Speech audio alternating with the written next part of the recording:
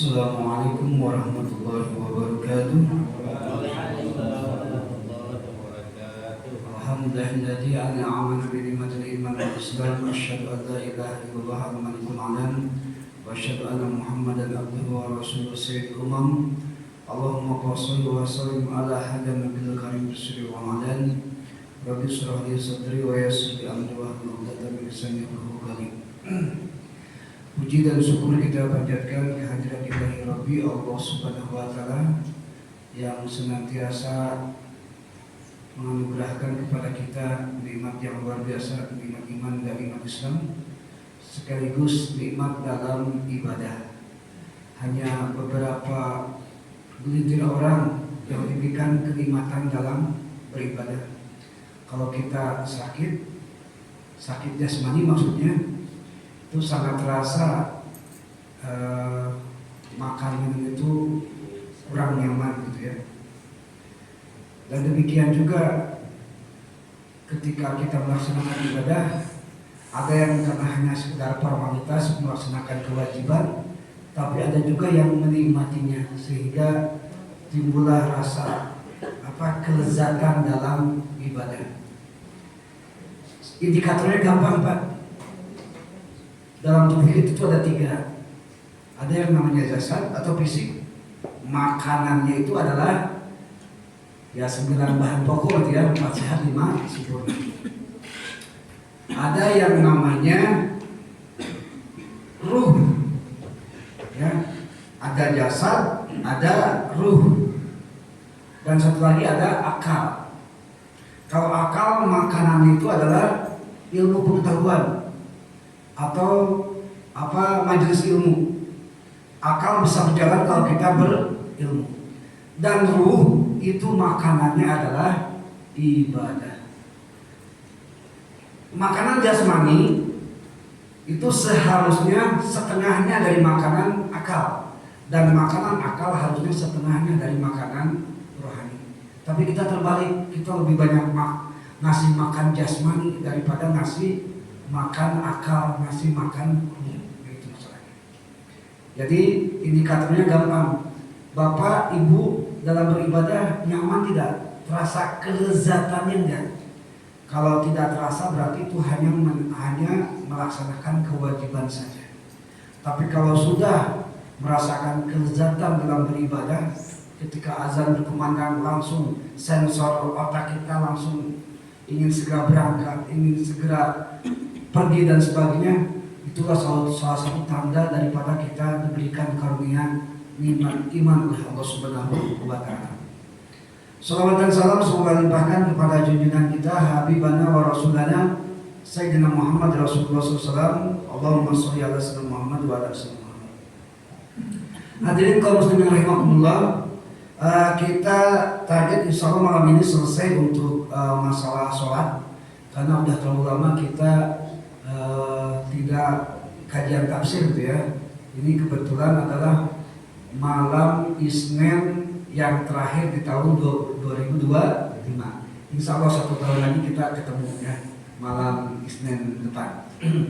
Mudah-mudahan malam Isnin depan kita bisa kajian tafsir dan selingi dengan fikih ibadah. Bismillahirrahmanirrahim. Malam kemarin kita membahas sampai kepada makruhnya sholat bagian yang nomor 26. Jadi nomor yang 26 itu kemarin meninggalkan hal-hal yang menjadi kesunahan sholat. Kesunahan sholat terbagi 2. Ada sunat abad, ada sunat hayat.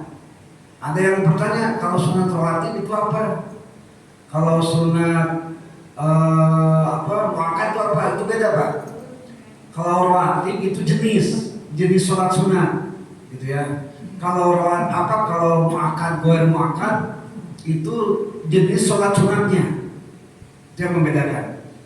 Jadi kalau sunat rawatib itu ada dua, ada muakkad, ada goer muakkad. Kalau muakkad itu cuma 10. Pertama qobla subuh, 2 rakaat qobla subuh, 2 rakaat qobla duhur, 2 rakaat qobla ba'da duhur, 2 rakaat qobla asar, 2 rakaat ba'da maghrib, dan 2 rakaat ba'da isya. Cuma segitu aja.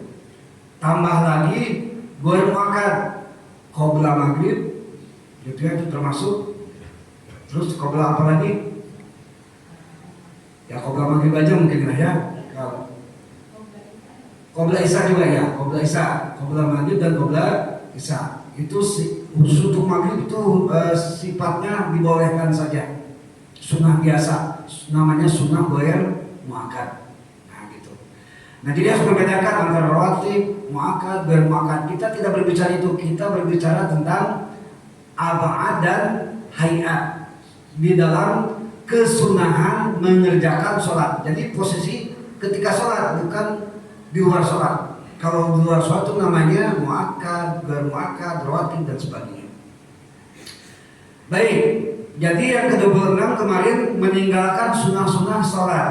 Nah sunnahnya itu baik sunat ab'ad maupun sunat hayat. Kalau sunat ab'ad itu dianjurkan sujud sahwi. Kalau sunat hayat tidak dianjurkan sujud sahwi. Nah begitu. Nah sunat hayat kemarin kita sampai kepada ada catatannya nggak Pak? Sunat hayat nomor berapa? Nomor 7 ya. Nomor 7 adalah at-ta'minu, membaca amin, baik dalam kondisi berjamaah maupun sendiri. Jadi walaupun Bapak lagi sendiri, waladhdallin, berhenti dulu ya sebentar aja, baru amin. Jangan sampai waladhdallin amin. Nah itu nggak ada jeda, itu khawatirnya tidak sah al-fatihahnya, karena al-fatihah sampai lin bukan sampai min. Nah itu. Nah untuk amin ini itu disunnahkan berbarengan ketika berjamaah antara imam dan makmum serentak. Kalau makmum mendahului itu hukumnya makruh, gitu ya. Misalnya dolin imam belum amin, makmum mendahului amin, itu makruh namanya. Kalau itu. Tapi kalau aminnya berbarengan ketika berjamaah itu hukumnya sunnah. Dan baik lagi sendiri pun itu hukumnya sunnah. Nah, begitu. Itu kemarin kita sampai nomor 7. Yang ke-8, membaca surah qira'atu surati ba'dal Fatihah. Membaca surah setelah surat Al-Fatihah. Tapi ada ketentuannya, Pak. Untuk subuh itu 2 rakaatnya full Al-Fatihah dan surah. Untuk duhur hanya 2 rakaat pertama dan rakaat kedua. Rakaat ketiga dan keempat tidak diperkenankan membaca surah, hukumnya makruh dan tidak dicontohkan oleh Rasulullah Shallallahu Alaihi Wasallam. Jangan terlalu soleh lah, mentang-mentang lagi hafal surah-surah, lagi tahfidz gitu ya. Rakaat ketiga keempat baca surah, nggak bisa. Karena contohnya nggak ada. Yang dicontohkan rakaat pertama dan kedua. Juga demikian asar dan juga maghrib. Maghrib berarti rakaat yang ketiga. Dan yang terakhir adalah sholat isya, rakaat pertama dan kedua, dan rakaat ketiga dan keempat tidak membaca surah. Bagaimana membaca surahnya, Pak? Kalau kita membahas tentang kesunahan sholat itu bukan sebatas puluhan, bahkan bisa ratusan. Cuma memang kita kondisinya sekarang bukan pada kondisi harus menjelaskan secara detail gitu ya. Kalau perlu dijelaskan, dan sebetulnya nggak akan dijelaskan secara terperinci gitu, membaca surah setelah Al-Fatihah itu ada sunnahnya lagi. Pertama, kalau surahnya sampai tamat sampai tamat tuh biasanya juz amma lah ya, atau juz 30. Kenapa disebut juz amma? Karena juz 30 yang pertama surat apa? An-Naba. Amma ya tasawuf, maka disebut juz amma. Nah, gitu ya. Jadi nggak tahu nih siapa yang mencetuskan juz amma gitu ya. Jadi asalnya dari amma ya tasawuf. Nah, kalau surat-surat yang dianggap pendek itu disunahkan membaca basmalah dulu. Misalnya baca At-Takatsur bismillah dulu, baca Al-Lahab bismillah dulu. Tak pakai basmalah tak jadi masalah. Ya. Tapi kalau suratnya sepotong-sepotong, misalnya baca ayat kursi, Allahu la ilaha illa huwal hayyul qayyum. Nah itu nggak usah pakai basmalah, langsung Allahu la ilaha illa. Gitu ya. Nah gitu. Jadi gambarannya seperti itu. Yang selanjutnya ada juga kesunahan, misalnya ketika hari Jumat itu disunahkan kita membaca kalau hafal surat As-Sajdah. Tapi hati-hati, jangan ada niat saya mau sholat pingin nanti As-Sajdah supaya bisa misalnya bisa sujud apa namanya? Saya lupa lagi. Sujud tilawah ya. Jangan ada niat gitu. Baca aja. Baca karena niat sesuai dengan apa yang dicontohkan oleh Nabi. Nah, gitu ya. Rakaat kedua al-insan. Nah, gitu. Itu disunahkan. Tapi disunahkannya pun lihat memang situasi dan kondisi. Ya, kalau misalnya masyarakat pekerja yang cepat-cepat pingin selesai ya mungkin dengan surah-surah yang lain. Cuma asal-muasalnya memang hari Jumat Nabi Muhammad itu mencontohkan dengan surat As-Sajdah. Nah, gitu ya. Atau misalnya sholat maghrib itu ada contohnya dari Nabi, di antaranya, bukan semua, di antaranya rakaat pertama Al-Kafirun, rakaat kedua Al-Ikhlas. Ada juga seperti itu. Banyak sekali lah rinciannya gitu ya. Nggak mungkin kita jelaskan di forum ini karena kita dibatasi oleh waktu. Yang jelas kita kembali ke awal, membaca surah. Surahnya silakan apa saja. Yang penting dari mulai Al-Fatihah sampai An-Nas 113 juz atau 114 juz. 114 surat atau 30 juz, silakan. Di luar itu bukan membaca surah. Itu aja. Itu yang ke-8. Yang selanjutnya membaca bacaan takbir di semua gerakan kecuali gerakan i'tidal. Jadi ketika ini selain takbiratul ihram ya, karena takbiratul itu termasuk rukun, bukan sunnah lagi. Gerakan misalnya gerakan pertama ruku, Allahu Akbar. Gerakan yang kedua i'tidal, Samiallahu liman hamidah. Gerakan yang ketiga mau sujud, Allahu Akbar juga. Bangkit dari sujud, Allahu Akbar juga. Sujud lagi, Allahu Akbar juga. Bangun juga, Allahu Akbar juga. Nah itu. Bagaimana tidak baca takbir? Tak masalah. Kan saya bilang tadi sunnah. Dan kalau lupa pun nggak usah sujud sahwi, lanjut saja. Cuma kalau jadi imam hati-hati. Salah satu fungsi daripada takbir adalah memberikan isyarat kepada makmum, itu masalahnya. Nah, kebayangkan kalau imam mengabaikan sunnah takbir gitu ya, dia main ruku aja, main i'tidal saja. Kalau ruku atau mau sujud mungkin tak jadi masalah kelihatan ya. Tapi kalau mau bangkit dari ruku, bangkit dari sujud, rata-rata makmum jarang lihat. Biasanya mengandalkan pendengaran, kan begitu. Maka kalau imam itu memang bukan sunnah lagi sifatnya. Karena dalam hadis Muawiyah bin Abi Sufyan sampai diprotes oleh para sahabat gara-gara tidak membaca takbir ketika tiap gerakan sholat. Namanya takbir intikal itu namanya. Jadi harus bisa membedakan imam dengan makmum. Kalau makmum bebas Kalau sholat sendirian bebas, tapi kalau imam memang takbir harus memberikan isyarat kepada makmum. Makanya tak sembarangan jadi imam, boleh siapa saja jadi makmum. Kalau imam banyak syaratnya, kalau makmum tak ada syarat, asal mau aja udah selesai. Mau orang gila pun tak jadi masalah makmum. Mau orang cacat pun tak jadi masalah makmum, kan begitu. Tapi kalau imam terlalu banyak persyaratannya. Kenapa? Karena imam menanggung daripada keberlangsungan sholat berjamaah.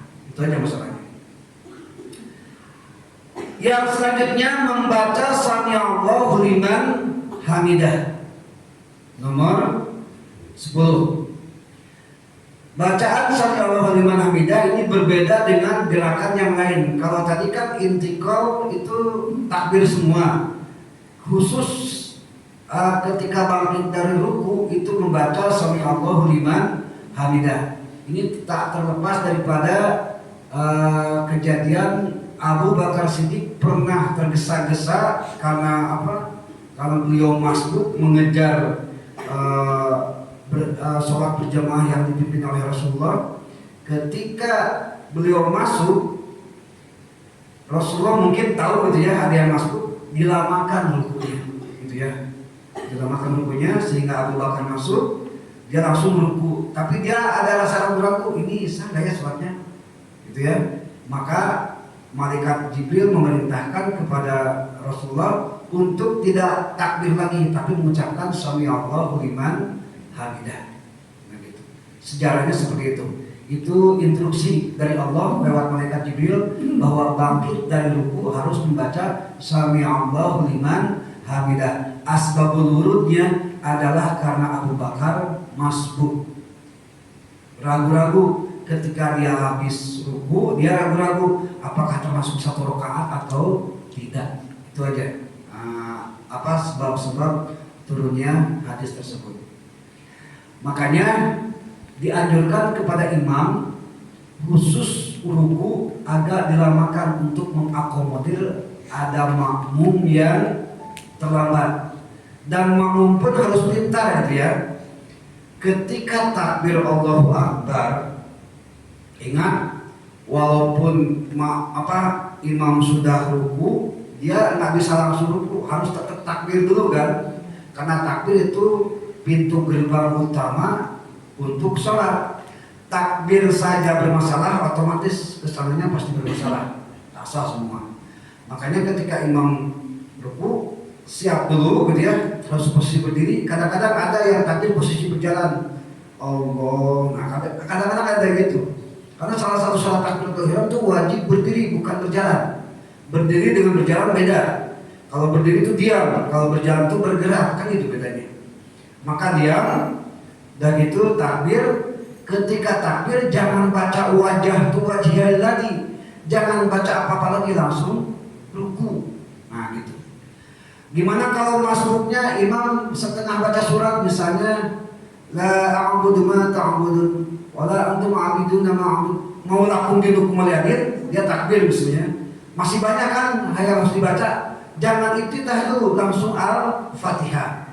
Walaupun Al-Fatihah sampai iyyaka na'budu wa iyyaka nasta'in, imam sudah ruku, dah. Sampai iyyaka na'budu wa iyyaka nasta'in aja langsung ruku. Insyaallah satu rakaat dapat.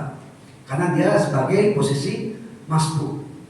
Ada yang keliru rata-rata, sebagian kecil ya, pas takbir itu langsung iftitah atau bacaan yang lain nggak usah, langsung aja Bismillahirrahmanirrahim, Allahu Akbar, itu aja. Nah itu posisinya seperti itu.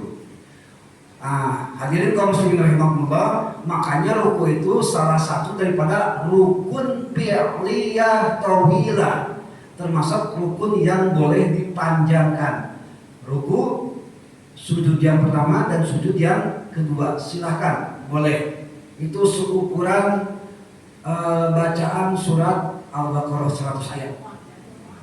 Ya paling lamanya gitu ya. 100 ayat kira-kira berapa menit, Pak? Dikompil juga kan? Dikompil juga. Ya, yang dikondisikan makanya. Al-hukmu ya taghayyaru la taghayyaru bil azman wal amkan gitu. Lain karu fi taghayyurul hukmi bi taghayyurul azman wal amkan. ketika melaksanakan suatu ibadah memang harus dikondisikan. Kalau di Mekah, Bapak silakan tengok sholat tarawih di sana 23 rakaat itu sampai subuh. Ya kan? Pernah tengok kan secara langsung? Itu kondisinya karena mereka rata-rata orang-orang soleh, orang-orang istiqomah. Coba cek di sini, bubar tuh tarawih. Kan gitu. Gitu ya. Sebetulnya tarawih itu ada dua tipe, ada yang 11, ada yang 2, 3. Yang 11 itu bacaannya satu rakaat itu rata-rata 3 surah, Al-Baqarah, Al-Imran, An-Nisa, rata-rata itu. Pokoknya satu juz Al-Quran itu tamat. Satu malam 11 rakaat itu tamat semua. Zaman Umar bin Khattab dipecah jadi 23 surahnya yang pendek-pendek, kan begitu. Supaya keutamanya masih dapat. Zaman sekarang saking pinternya suratnya pendek-pendek, rakaatnya diperkecil. Ya udahlah, kalau alam terserah lah ya. Yang jelas mana aja lah yang disesuaikan dengan kondisi, itu aja lah pokoknya. Kenapa? Ya makanya silakan. Kalau mau ngirit waktu silakan aja, tak jadi masalah. 11 mau 3 silakan aja, nggak masalah. Cuma saya kasih gambaran, ada yang 11, ada yang 2, 3. Kalau 11 contoh dari sananya itu satu malam satu Al-Quran 30 juz gitu maksudnya. Tapi kalau karena terlalu memberatkan maka dipecah jadi 23 rakaat. Jadi suratnya pendek-pendek gitu maksudnya. Terus ada yang ketiga sekarang suratnya pendek-pendek. Terus rakaatnya diperkecil lagi. Nanti apalagi nanti kita tahu lah. Gitu ya. Ustaz nyinggung masalah lawil tadi kan. Kalau Rasulullah itu kan 4 3 itu yang 14 ya. Kalau yang 22 itu 22 kemudian 21. Nah sekarang kita pada umumnya membuat 11 22 yang 23 ya? 3. Jadi itu ada nggak dasar yang gitu? Gimana jawabannya? Kita seminggu atau 2 minggu sebelum Ramadan. Soalnya saya ada bukunya tebalnya sekitar 36 halaman. Kita satu hari bukan satu hari, satu pertemuan aja insya Allah. Yang jelas gambarannya begini, Rasulullah belum pernah tarawih sampai tamat di masjid. Itu ada gambarannya ya. Ulang, Rasulullah belum pernah tamat tarawih sampai selesai. Jadi ketika Rasulullah tarawih, di belakangnya ada para sahabat ikut. Gitu ya, Nabi khawatir jangan-jangan tarawih diwajibkan, kan gitu ya. Akhirnya Nabi dilanjutkan di rumah, gitu. Malam kedua gitu juga, makin banyak sahabat yang ikut berjamaah. Nabi lebih khawatir lagi, bukan khawatir kepada dirinya, tapi khawatir kepada umatnya. Nggak kebayang kalau tarawih diwajibkan. Maka Nabi setengah jalan dialihkan ke rumah, karena rumah Nabi kan kebetulan memang satu orang dengan masjid gitu ya. Gitu. Malam ketika Nabi nggak di masjid lagi. Nah itu gambarannya seperti itu ya. Jadi kita nggak tahu Nabi itu berapa rakaat, apakah 11 atau 23, wallah. Nanti kita kupas tuntas dalam kitab khusus tarawih. Insya Allah ya Pak Imam ya.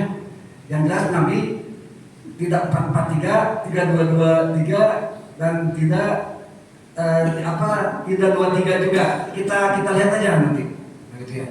Tapi kalau lihat para sahabat, terutama Umar bin Khattab itu 23 rakaat. Cuma gambarannya gini Pak, mohon maaf. Kira-kira, nih mohon maaf ya, ini hanya menantang kita aja.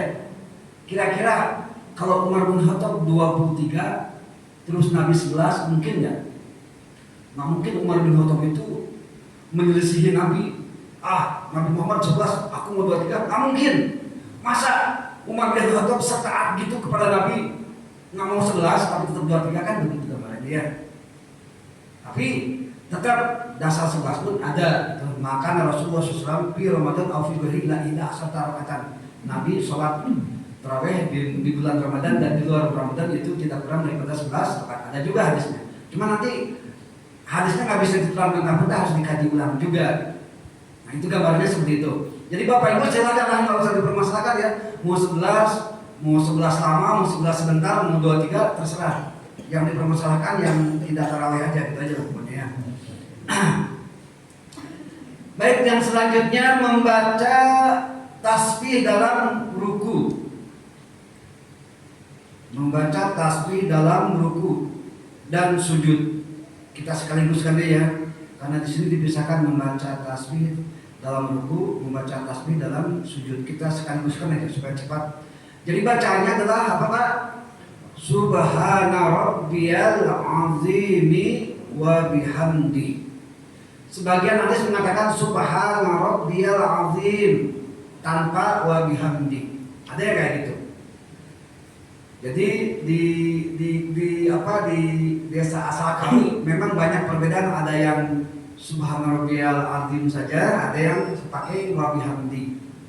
Sampai terjadi ada dua santri yang berbeda pendapat sampai ketika ruku saking ingin menunjukkan kebenarannya, aku baca ketika sholat subhana rabbiyal azim wa bihamdinya dikeraskan gitu. Ini nggak mau kalah satu lagi subhana rabbiyal azim tanpa wa bihamdi, sampai begitu. Sampai apa? Sampai dijelaskan, padahal pakai tanpa udah jelas membatalkan sholat. Nah gitu ya. Jadi hal-hal yang kayak gitu nggak usah dipermasalahkan, nah, itu hal-hal yang kecil. Kecuali kalau hal-hal yang besar, yang prinsip seperti akidah, ya, nah itu jelas nggak boleh. Seperti halnya orang tak mau sholat, tak usah dipermasalahkan, biarkan saja. Yang penting kita mengingatkan bahwa sholat itu wajib, gitu ya. Tapi kalau dia mengingkari kewajiban sholat, nah itu yang jadi masalah. Ulang ya. Kalau ada sebagian keluarga kita tidak sholat, selagi dia tidak mengingkari bahwa suatu kewajiban, tak masalah. Mungkin masih muslim insya Allah. Tapi kalau mengingkari bahwa sholat itu tidak wajib, nah itu yang jadi masalah. Itu maksudnya. Cara berpikirnya harus beda, gitu ya. Hukumnya juga jadi beda. Gitu ya. Baik. Yang selanjutnya, meletakkan kedua tangan di atas paha saat tasyahud awal ataupun tasyahud akhir. Jadi meletakkan di atas paha tahiyat awal atau tahiyat akhir. Jadi paha itu dari mulai ujung lutut sampai pangkal paha. Silahkan letaknya mau di mana? Mau di depannya, mau di tengahnya, mau di sininya, tak jadi masalah. Yang penting paha. Nah, gitu ya. Ada yang tahiyat misalnya kayak begini. Ada yang kayak begini. Kalau alasannya sakit itu tak masalah, silakan aja. Alasannya sakit ya, bisa aja kan menahan karena misalnya kita sakit pinggang atau apa, kita begini nggak jadi masalah. Tapi kalau tanpa alasan, maka ini makruh. Maka simpanlah di paha, itu hukumnya sunnah. Bisa dipahami ya Bu ya? Sekali lagi, tanpa alasan itu makruh kalau tidak disimpan di paha. Sesuai janji kita kebut lagi. Selanjutnya nomor 13, duduk iftiras ketika tasyahud awal atau duduk di antara dua sujud, dan duduk tawaruk ketika tahiyat akhir. Itu sunnah hukumnya. Jadi misalnya gini Pak, Bapak posisi tahiyat akhir, kaki sebelah kanan misalnya nggak bisa tegak, nggak bisa lah begini posisi tahiyat akhir itu ya, atau tawaruk karena luka atau terkilir atau apalah. Nah, itu silakan cari duduk yang paling nyaman. Ingat, duduk bukan jongkok, karena definisi duduk adalah pantat itu disanggah. Terserah mau disanggah kursi, mau disanggah sajadah, karpet, terserah. Itu duduk. Duduknya bebas kalau kita punya halangan atau darurat atau penyakit. Tapi kalau tidak punya halangan, duduknya sembarangan, itu makruh. Kalau posisi kita menyesuaikan, ketika duduk di antara dua sujud atau at-tahiyat awal kita iftiros, dan ketika at-tahiyat akhir kita tawaruk, maka itu hukumnya sunnah. Begitu ya. Kita lanjut. Selanjutnya nomor 14,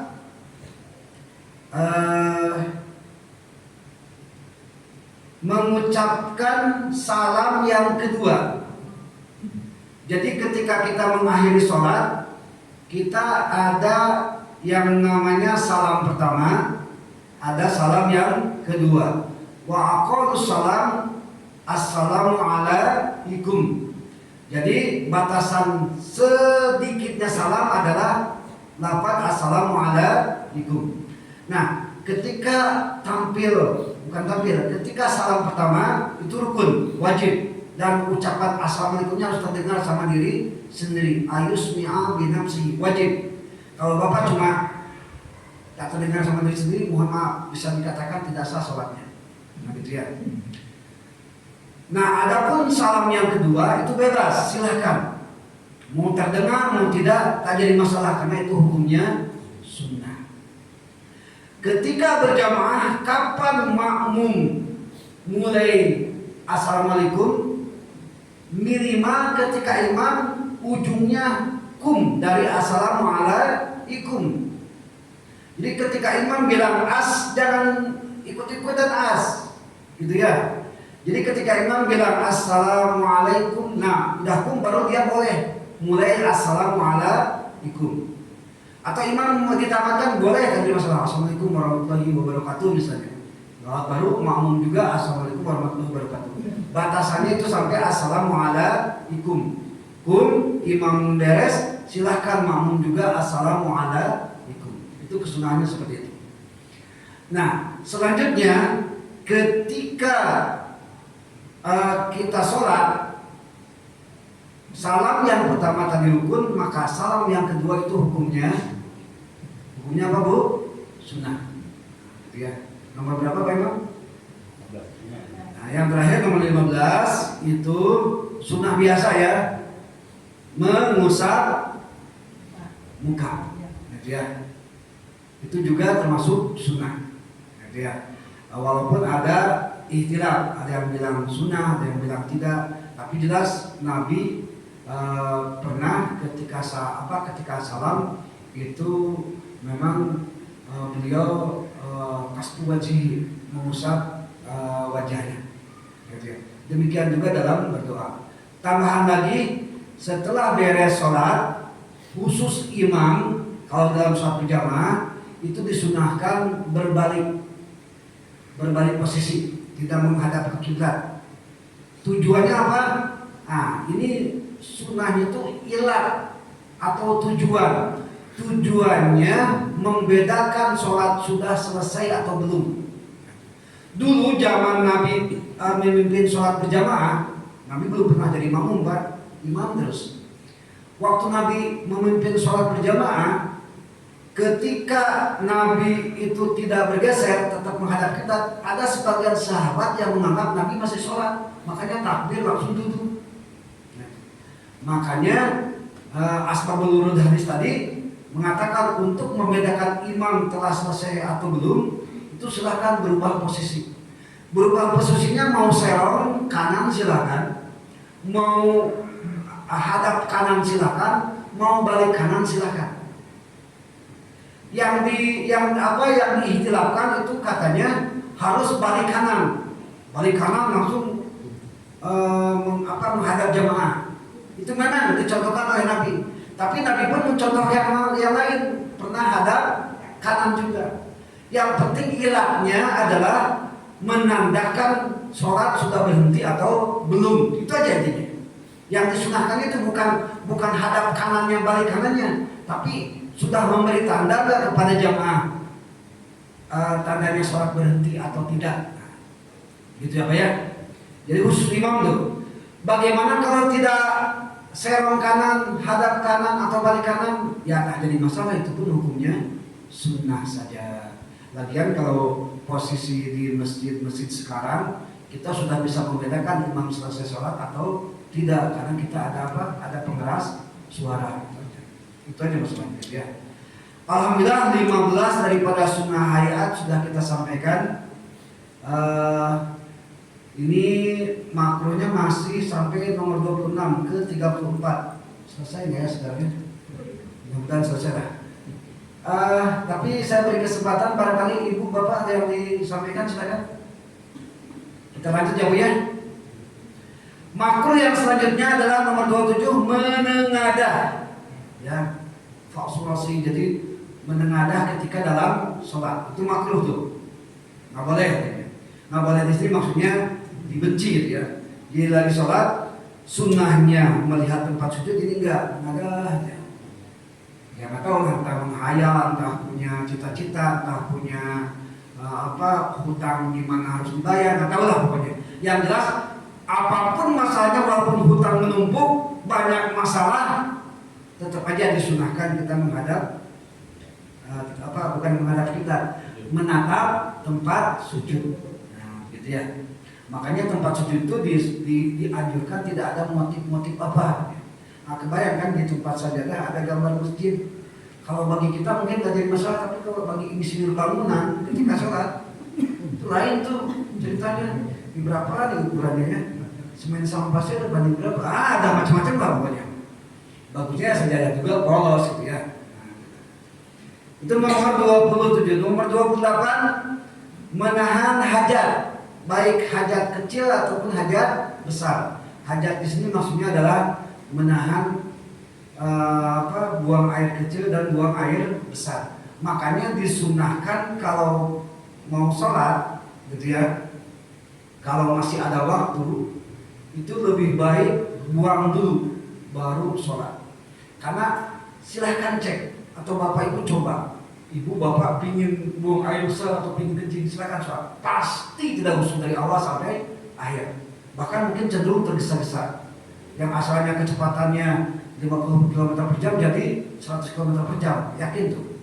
Kenapa? Gara-gara pingin buang air, kan begitu ya. Maka disunahkan cepat buang hajat dulu sesuai dengan ketentuan syar'i, tohara dan sebagainya, silahkan sholat, kan gitu ya. Nomor 29, menahan lapar dan dahaga. Nah, sama juga. Bahkan ada ketentuan lebih baik ingat sholat ketika makan. Ulang lagi, lebih baik lagi makan ingat sholat daripada lagi sholat ingat makan. Jadi kalau kita misalnya posisi lapar, kita mau sholat, mendingan makan dulu. Macam lagi nanti puasa. Ada yang mungkin saking solehnya gitu ya. Mohon maaf, jangan tersinggung yang merasa gitu ya. Mungkin cuma air putih aja langsung sholat. Kalau dia misalnya bisa menjaga kekhusyuan, jelas tak masalah. Tapi kalau bagi orang awam, cukupkah kira-kira air putih saja menahan lapar? Tak cukup. Jadi ketika sholat maghrib mungkin bayangannya bukan iya karena aku iya karena stain gitu ya. Saya yakin tuh bayangannya udah nasi lah, udah tempe lah, udah daging ayam, macam-macam lah pokoknya. Makanya mendingan makan dulu. Bagi yang awam ya, karena tipe kita ada 5 nih. Tipe kita tuh ada yang namanya awam, ada yang namanya alim, ada yang namanya khawas, ada yang namanya khawas bil khawas. Satu lagi itu ukurannya Nabi dan Rasul ya, kita nggak bisa lah. Kita nggak tahu di posisi yang mana dalam ibadah gitu ya. Awam, alim, khawas, khawas bin khawas, khawas bil khawas, dan yang lain itu setingkat dengan Nabi dan Rasul. Kalau awam itu ibadahnya ya, dia hanya sekedar ibadah formalitas saja, melaksanakan kewajiban. Gara-gara wajib dia bakal sholat. Tapi kalau orang alim itu dia sholat karena kebutuhan. Kalau tak sholat, ragaku, jiwaku nggak tenang, stres dan sebagainya. Itu namanya alim, gitu ya. Dan macam-macam. Gak usah dibahas karena kita lagi bahas makruh sholat. Yang selanjutnya nomor berapa Pak Imam? 30. Menahan kantuk. Nah ini mohon maaf juga ya. Kalau sholat isya misalnya, mau sholat isya nih, sebetulnya logikanya kalau misalnya kita pekerja keras, kerja dari pagi sampai sore gitu ya, terus sholatnya bisa diakhirkan, karena sholat yang diakhirkan itu ada dua, Pak. Pertama sholat duhur, yang kedua sholat isya. Dengan catatan ada alasan. Sholat duhur dulu zaman Nabi, karena tempat sujudnya itu tanah, bukan sajadah, bukan. Tempat sujudnya itu batu dan segala macam. Jadi kondisinya itu ketika sujud itu sampai gosong, sampai ada bekasnya gitu ya. Makanya disunahkan diakhirkan duhur itu, menunggu dingin gitu. Sampai ditutup dulu lah tempat sujudnya itu. Yang kedua isya itu boleh diakhirkan dengan catatan alasannya salah satunya adalah karena majelis ilmu. Jadi majelis ilmu itu boleh menjadi alasan kita diakhirkan sholat isya. Itu dalam kitab Ta'lim dibahas. Nah, jadi posisi ketika ngantuk itu mungkin diperbolehkan waktu duhur dan waktu isya, gitu ya.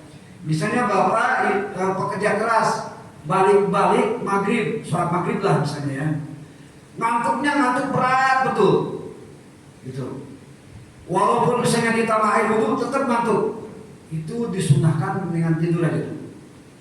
Nah, baru nanti kita sholat isya. Tapi kalau sholat yang lain jangan coba-coba, apalagi jelang maghrib ya, karena maghrib waktunya sebentar, hanya beberapa, nggak sampai 1 jam kalau maghrib. Jadi lihat kondisi juga. Baik, kita lanjutkan nomor 31. Sholat di tempat yang gaduh. Mohon maaf, saya minta contoh tempat gaduh itu apa aja? Bioskop, terminal, pelabuhan, tempat konser, itu dimakruhkan kita melaksanakan ibadah sholat. Apa yang jadi masalah? Pasti tidak khusyuk. Apalagi sholat di tempat konser. Bapak, artis lagi nyanyi. Orang yang lantar goyang kan sholat sambil goyang kan gitu ya. Itu masalahnya. Ya udah, jangan macam-macam lah pokoknya. Cari tempat yang menenangkan sehingga bisa menimbulkan kehusuan. Nomor 32, sholat di sekitar najis. Jadi begini sekitar najis itu. Misalnya kita lagi sholat di lapangan, ada ayam lewat, ayam tuh ya.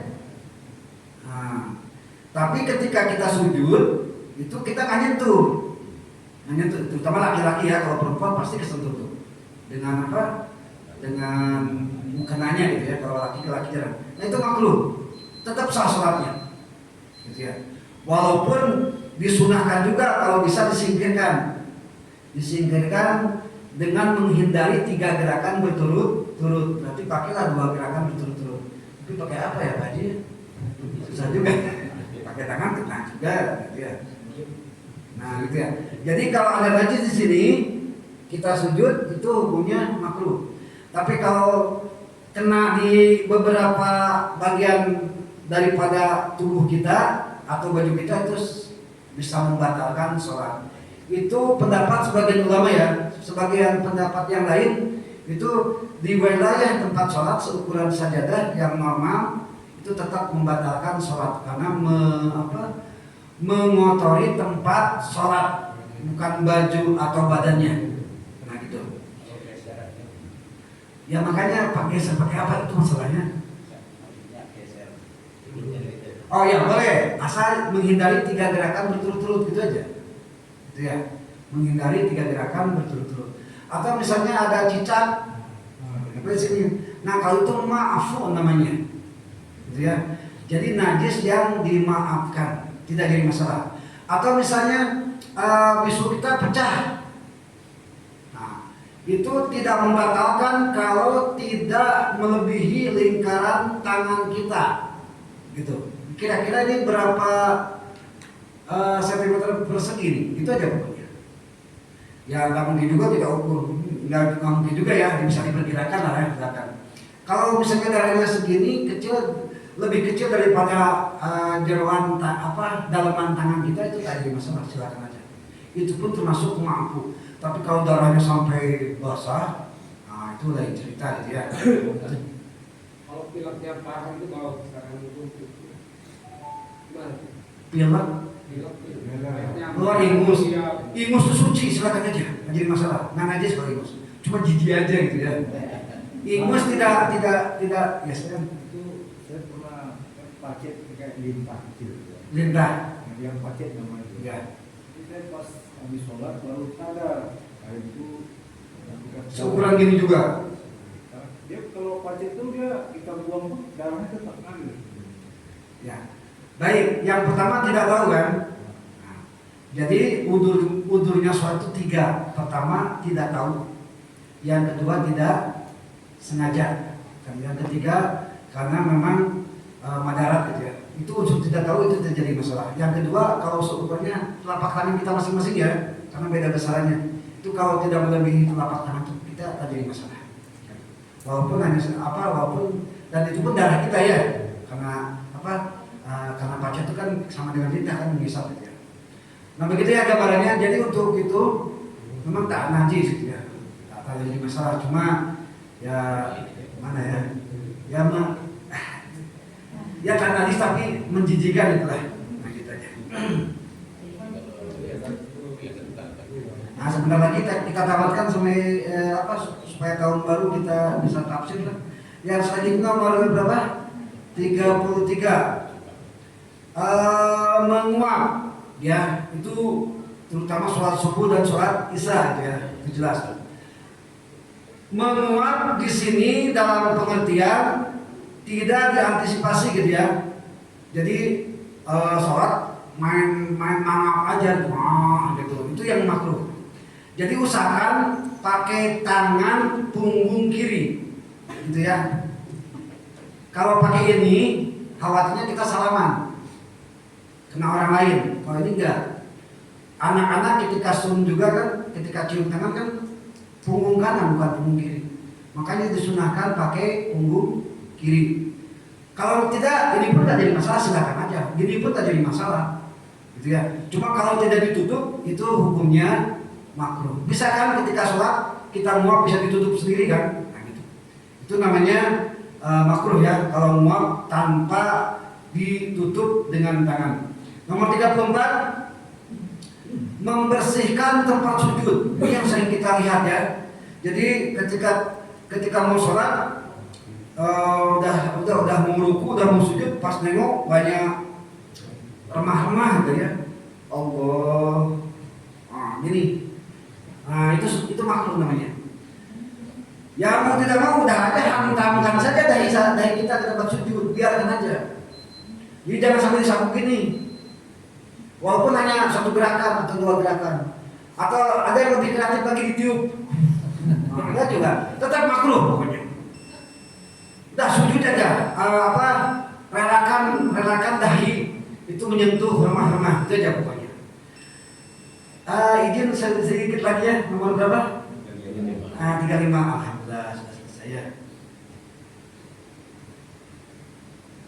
Sudah selesai ya kan? Nomor 35 yang terakhir adalah berdiri dengan 1 kaki, gitu ya. Ada sholatnya kayak gini Pak, mohon maaf. Bismillahirrahmanirrahim. Ada ya, itu makruh. Ya. Atau bersandar juga termasuk makruh gini aja.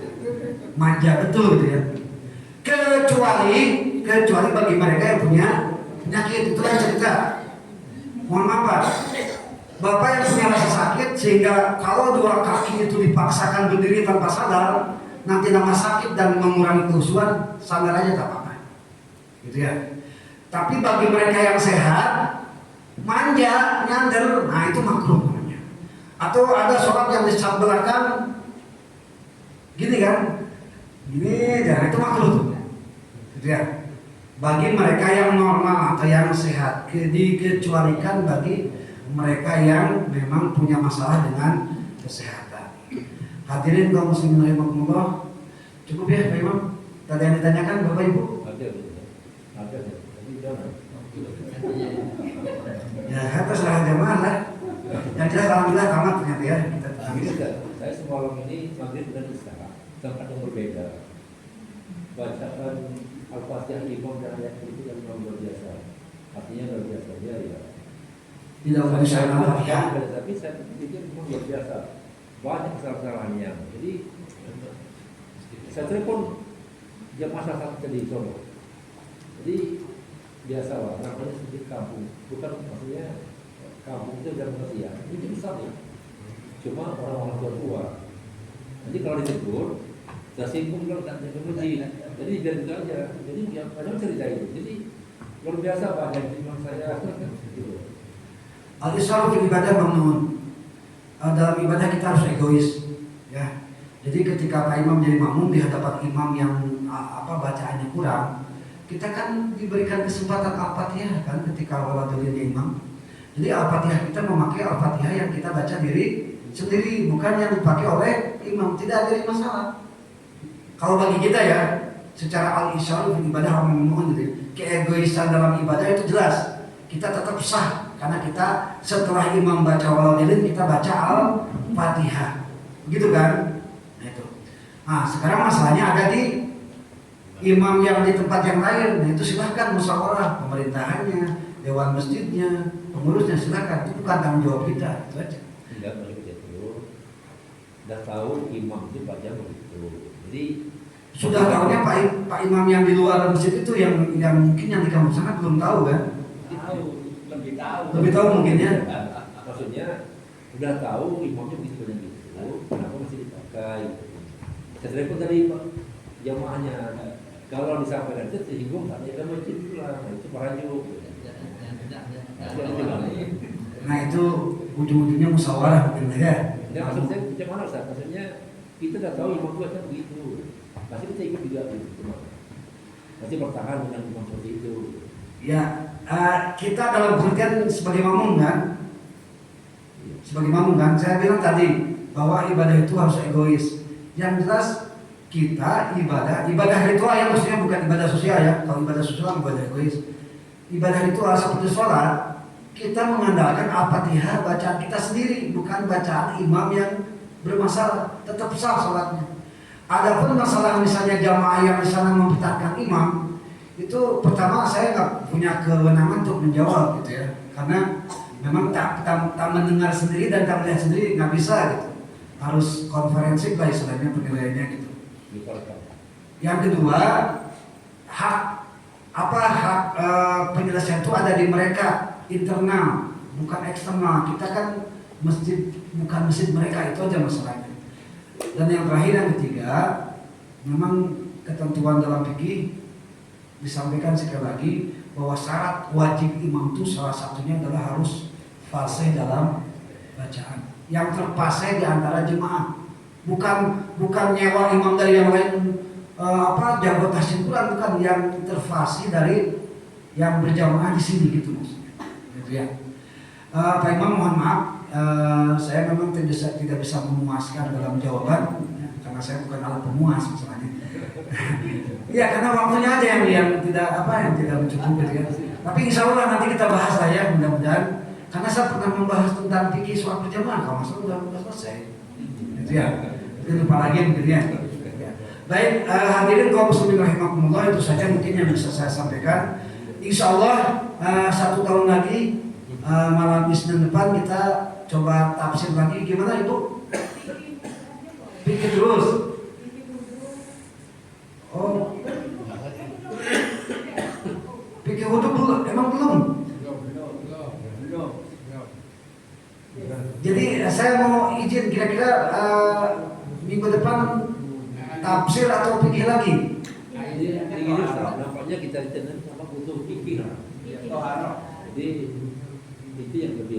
Yang dipakai sehari-hari mungkin ya. Banyak udah begini, ya gini banyak fikih tadi. Baik. Dan sunnah wudhu pun berpuluh-puluh tuh, bukan hanya 1, 2, 3 loh. Sebetulnya gitu ya. Insya Allah kalau gitu, kalau permintaan jamaah seperti itu ya tak jadi masalah. Berarti tahun baru tapi tetap tema lama gitu ya, tentang fikih. Hadirin kaum muslimin rahimakumullah, itu saja mungkin yang bisa disampaikan. Mohon maaf atas segala keterangan. Insyaallah mudah-mudahan tahun depan kita bisa bertemu lagi di 2026. Sekian dan demikian, Allahumma fiqh lakum. Wassalamualaikum warahmatullahi wabarakatuh. Waalaikumsalam.